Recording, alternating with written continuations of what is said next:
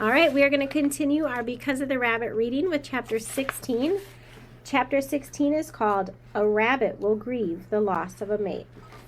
That night after supper, I went to Owen's room.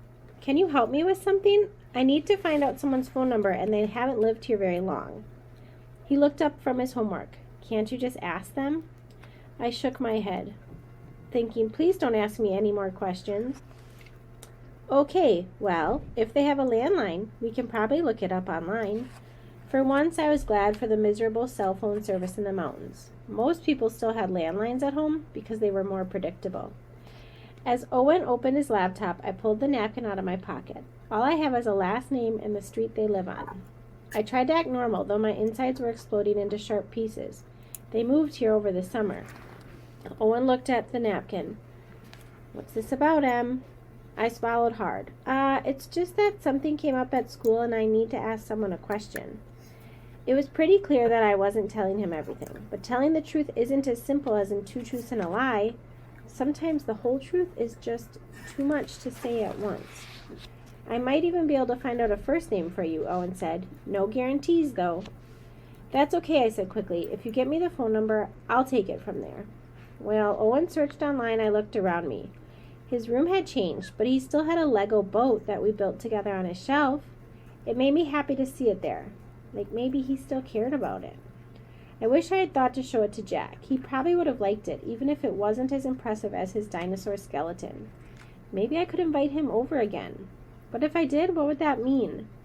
Working on an assignment together was one thing, but hanging out was another, and school seemed to have a lot of social rules that I didn't know. Owen wrote a phone number at the bottom of the napkin. Try this one, Em. If it's not right, come back and I'll keep looking. Thanks.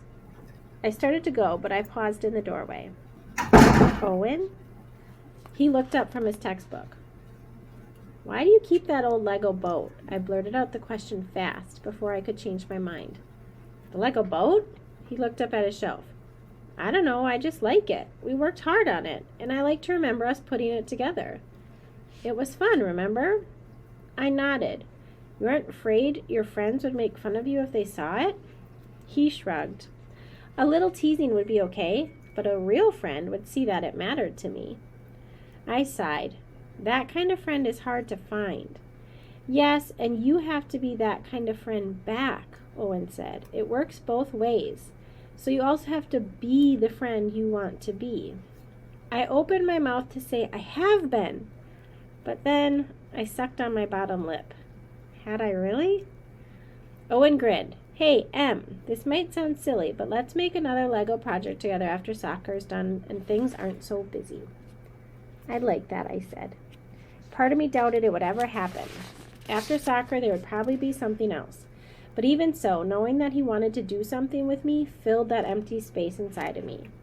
I wished I could tell him the real reason for the phone number. But if I told him, I would have to call, and I wasn't ready.